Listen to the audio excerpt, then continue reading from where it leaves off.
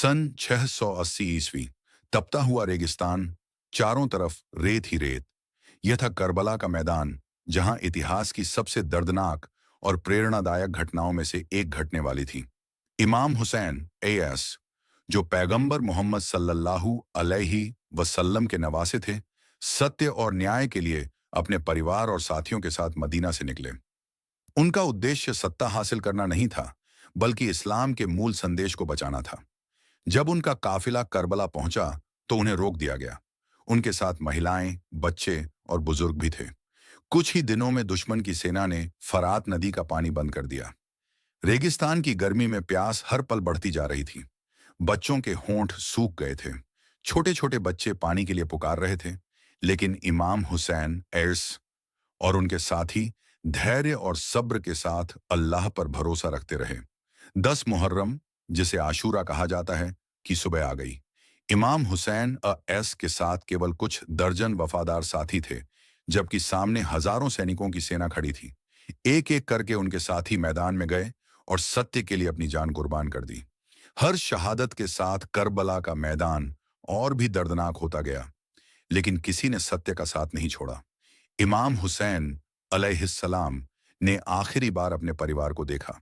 बच्चों और महिलाओं की आंखों में आंसू थे, लेकिन उनके दिलों में ईमान और हिम्मत थी। जब इमाम हुसैन अलैहिस्सलाम मैदान में पहुंचे, तो उन्होंने इंसाफ, सच्चाई और मानवता का संदेश दिया। उन्होंने बताया कि अन्याय के सामने झुकना कभी सही नहीं हो सकता। इसके बाद वह ऐतिहासिक क्षण आया, जब इमाम हुसैन अलैहिस्सलाम ने सत्य के लिए अपनी जान कुर्बान कर दी। करबला का मैदान गम से भर गया, लेकिन उनकी कुर्बानी ने पूरी दुनिया को यह सिखा दिया कि सत्य और न्याय के लिए हर कीमत चुकाई जा सकती है। शहादत के बाद भी करबला की कहानी समाप्त नहीं हुई। इमाम हुसैन अलैहिस्सलाम के परिवार ने सब्र और हिम्मत के साथ इस संदेश को दुनिया तक पहुंचाया।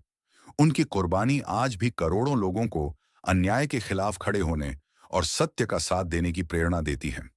करबला केवल एक युद्ध नहीं था, यह इंसानियत, सब्र, त्याग और सत्य की जीत की कहानी है। सदियां बीत गईं, लेकिन इमाम हुसैन अलैहिस्सलाम का संदेश आज भी दिलों में जिंदा है। हर दौर में करबला हमें यह सिखाती है कि सत्य का रास्ता कठिन हो सकता है, लेकिन उसकी रोशनी कभी बुझती नहीं। करबला का मैदान शांत था, लेकिन उस खामोशी में दर्द की एक ऐसी गूंज थी जिसे सदियां भी मिटा नहीं सकी।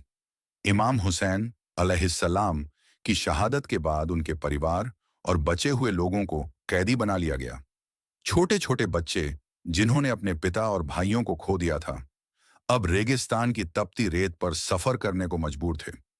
बीबी जैनब साया ने अपने दिल का दर्द छुपाकर पूरे काफिले को संभाला।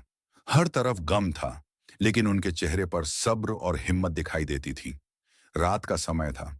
करबला के मैदान में जले हुए खेमों के अवशेष बचे थे। बच्चे अपने शहीद परिजनों को याद करके रो रहे थे। आसमान की ओर देखते हुए वे पूछते थे, क्या हमारे बाबा हमें देख रहे हैं? काफिला करबला से कूफा की ओर ले जाया गया। रास्ते भर लोग इस दुखद दृश्य को देखकर हैरान थे। बहुत से लोगों को पहली बार पता चला कि जिन लोगों को कैदी बनाकर ले जाया जा रहा है, वे पैगंबर सल्लल्लाहु अलैहि वसल्लम के परिवार से हैं। जब काफिला कूफा पहुंचा, तो लोगों की भीड़ जमा हो गई। कुछ लोग रोने लगे, कुछ शर्मिंदा थे कि उन्होंने सत्य का साथ नहीं दिया। उसी समय बीबी जैनब साने खड़ी हुईं। उन्होंने एक ऐसा ऐतिहासिक भाषण दिया जिसने लोगों के दिलों को हिला दिया। उन्होंने करबला की सच्चाई दुनिया के सामने रख दी। उनकी आवाज में दर्द था, लेकिन डर नहीं था। उन्होंने कहा कि तलवारें शरीर को खत्म कर सकती हैं, लेकिन सत्य की आवाज को कभी नहीं रोक सकती। कूफा के बाद कैदियों के इस काफिले को दमिश्क ले जाया गया।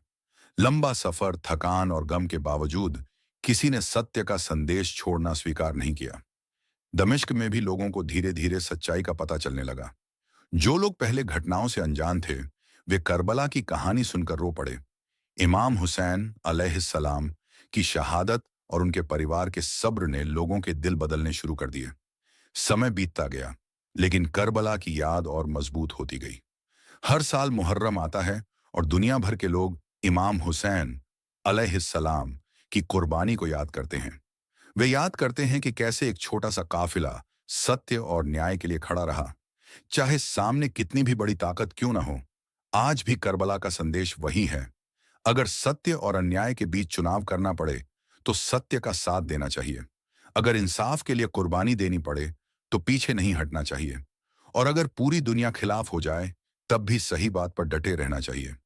करबला की कहानी केवल इतिहास नहीं है, यह हिम्मत की कहानी है, यह सब्र की कहानी है, यह इंसानियत की कहानी है।